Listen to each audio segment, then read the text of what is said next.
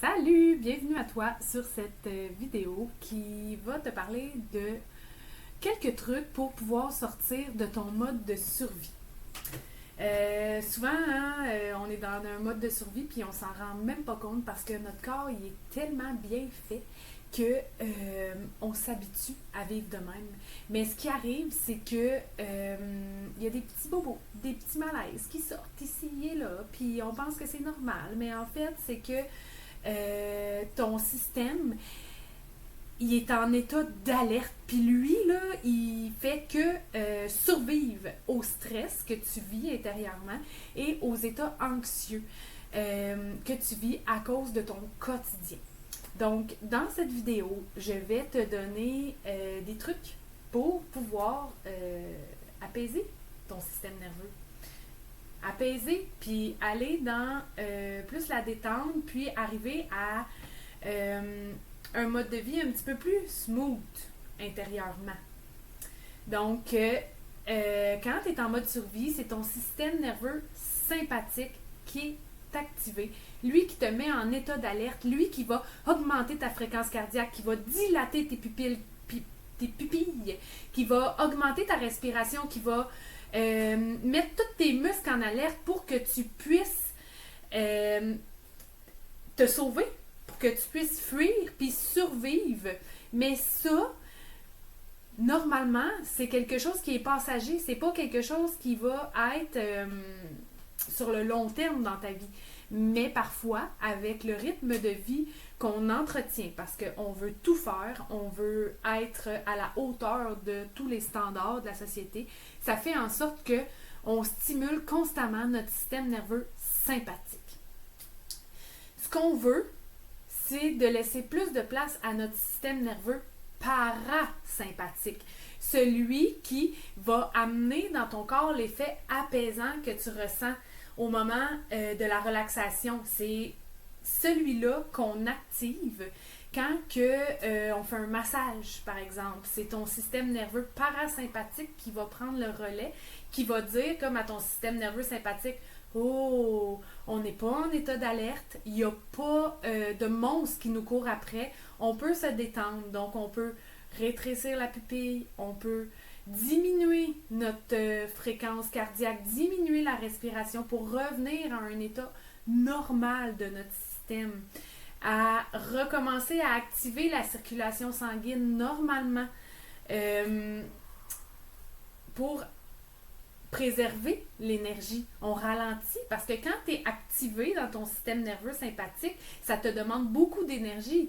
Donc, en étant dans le parasympathique, dans ton système nerveux relaxant, si je peux l'appeler comme ça, ben, il va t'aider à préserver ton énergie en rétablissant les fonctions de ton système interne. C'est tellement bien fait, le corps humain, pour vrai, puis on le sursollicite vraiment dans ses fonctions, puis ça fait en sorte qu'il devient fatigué, puis que tu ressens toujours de la fatigue constamment. Il y a tellement de méthodes qui existent pour activer ton système nerveux parasympathique, qui est lui qui amène la relaxation en dedans de toi. Aujourd'hui, je vais t'en partager 4. Peut-être que dans ta tête, ça fait « Ouais, mais je le sais, toutes ces affaires-là, mais je peux pas appliquer ça dans ma vie. » Mais, tu sais, ça, c'est un autre chapitre. OK? Je te partage seulement qu'est-ce que tu peux appliquer si tu es prêt et rendu là à faire des changements dans ta vie. Peut-être qu'il y en a là-dedans que tu fais déjà, mais qu'il y a d'autres sphères à regarder qui pourraient être amenées en conscience pour t'aider à sortir de ton mode de survie. Il y a beaucoup de choses qui font en sorte. Comme une bonne alimentation. Une bonne alimentation va donner tous les nutriments à ton corps pour l'aider à bien fonctionner. Quand tu as des carences alimentaires, ben ton système interne, il doit compenser. Il doit envoyer plus de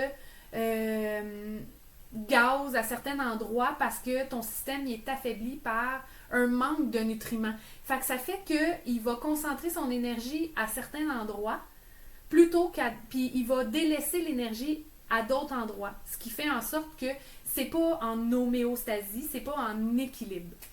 Donc, tu sais, tu peux regarder sur les internets une bonne alimentation, mais peut-être qu'une bonne alimentation pour toi n'est pas nécessairement une bonne alimentation pour moi. On est tous différents.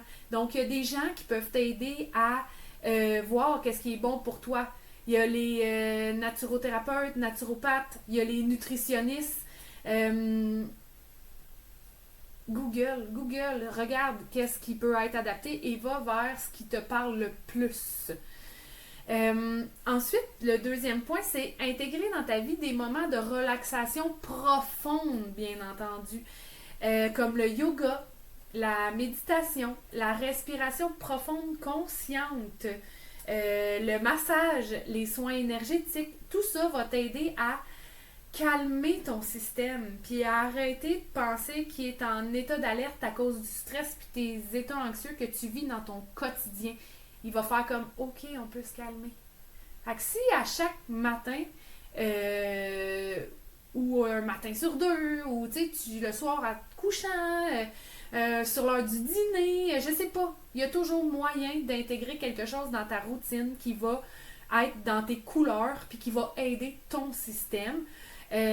Comme un 5 à 10 minutes de relaxation profonde. Tu te couches sur le dos, tu te mets confortable, une petite doudou, un oreiller, un coussin en dessous de tes genoux pour être bien, que ton dos soit bien à côté par terre. Puis là, tu prends le temps d'amener ta tête dans ton corps puis de regarder ta respiration comme, OK, je gonfle mon ventre, l'air rentre, ensuite je gonfle ma poitrine.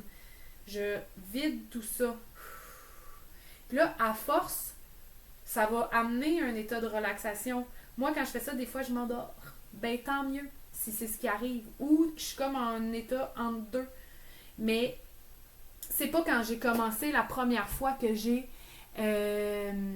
ressenti tout ça. C'est avec la pratique.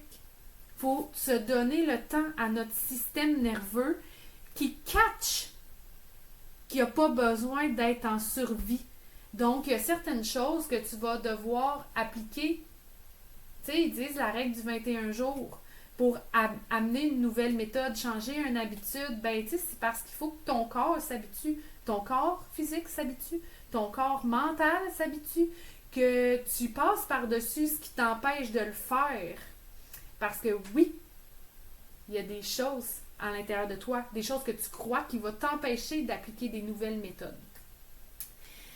Il y a bien entendu faire de l'exercice physique régulièrement. Bouger va t'aider à libérer des endorphines. Les endorphines, c'est les hormones qui vont aider à améliorer ton humeur. Ça va diminuer ton irritabilité. Tu vas être moins réactif aux dérangements qui vont survenir.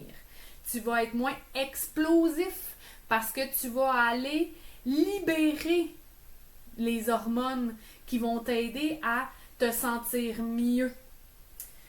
Puis, les hormones, ça marche en synergie. Ton système hormonal, ton système endocrinien marche en partenariat avec ton système nerveux.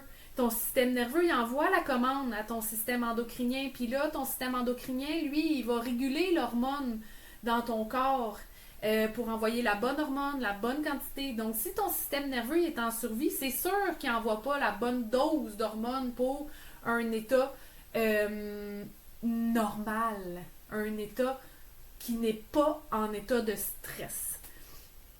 Ensuite, t'assurer que tu dors assez. De donner à ton corps le temps de faire toutes les phases de sommeil.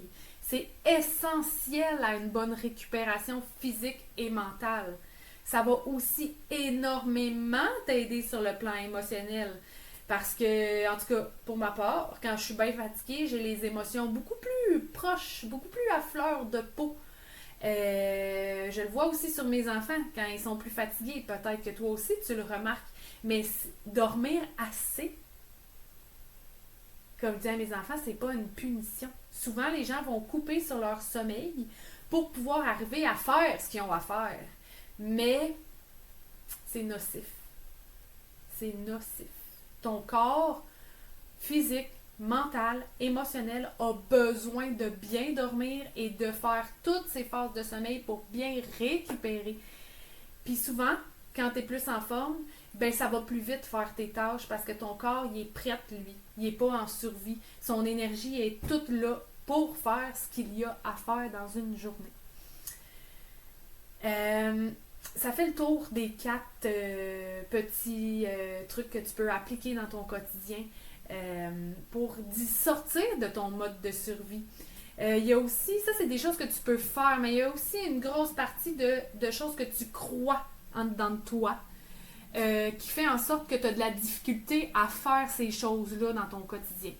Avec mon gros projet que je suis en train de construire pour toi, qui va voir le jour cet automne, je vais aller plus en profondeur dans ces sujets clés. Je vais t'amener d'autres outils pour pouvoir connecter avec ton système relaxant, le parasympathique, pour t'amener une meilleure qualité de vie puis mieux te sentir dans ton corps.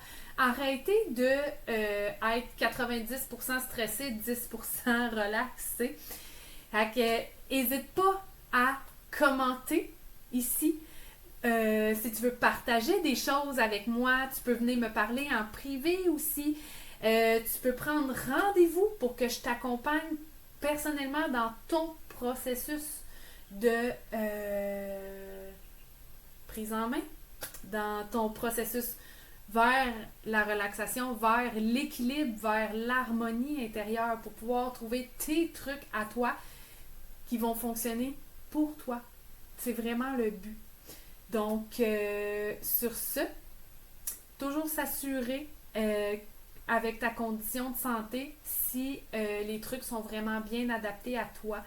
C'est vraiment important. Donc, tu peux voir auprès d'un professionnel de la santé, tout dépendant la pathologie que tu as, pharmacien, médecin, des gens qui t'accompagnent au niveau de ta santé pour être vraiment sûr que ça n'apporte pas encore plus d'effets néfastes sur ta vie.